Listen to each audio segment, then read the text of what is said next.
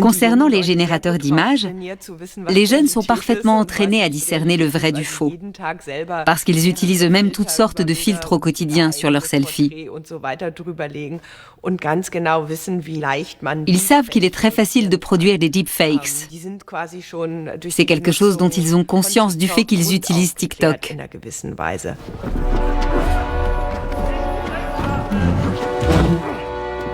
On peut également utiliser l'IA pour rajeunir le visage d'un acteur. On en trouve un parfait exemple dans le film Indiana Jones et le cadran de la destinée, sorti en 2023. Harrison Ford y paraît 40 ans de moins que son âge réel.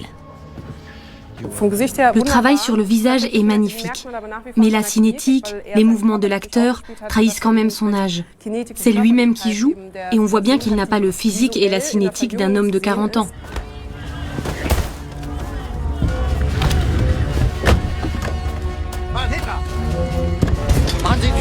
Maintenant qu'on sait créer un double numérique d'un acteur ou bien le rajeunir à volonté, on peut être tenté de créer des comédiens virtuels, autrement dit des créatures artificielles, inventées de toutes pièces ou assemblées à partir de différents humains, à la manière d'un Frankenstein.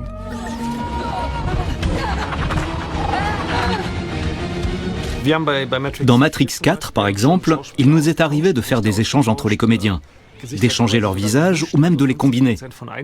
On a mélangé 50% du visage d'un comédien et 50% d'un autre. La question du droit à l'image a fini par se poser. Quel comédien détient quel droit? Ça a soulevé beaucoup de questions très intéressantes. Il y a même des prises de vue qu'on n'a pas pu utiliser, parce que ça posait trop de questions juridiques. Ce scénario aussi, Hollywood l'avait prévu. Il y a plus de 20 ans, dans une comédie intitulée Simone. Al Pacino y incarnait un cinéaste qui créait la vedette de son film sur ordinateur en combinant plusieurs grandes actrices américaines. Is this better, Mr. Turansky? Much.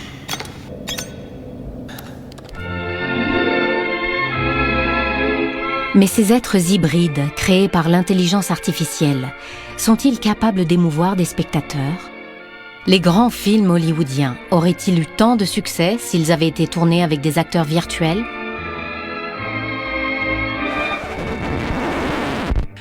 On se dit, c'est le propre de l'homme, on ne peut pas produire ça de manière artificielle. Mais si, en fait, ça marche. Le meilleur exemple, c'est Avatar.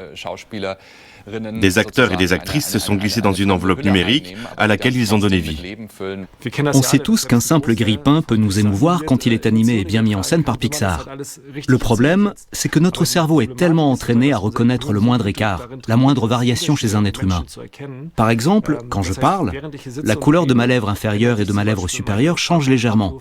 Ma circulation sanguine et mon visage se modifient. Et s'il n'y a pas ces variations, on le remarque tout de suite. C'est la théorie dite de la vallée dérangeante. Ça ressemble à un humain, ça se comporte comme un humain, mais on voit qu'il manque quelque chose d'essentiel et ça nous paraît bizarre.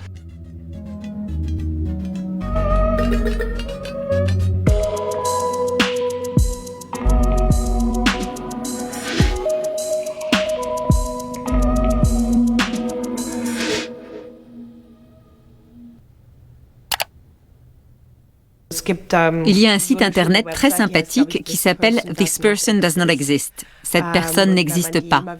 À chaque clic, on génère une photo extrêmement réaliste ou qui donne toutes les apparences de la réalité, même si en fait la personne n'existe pas.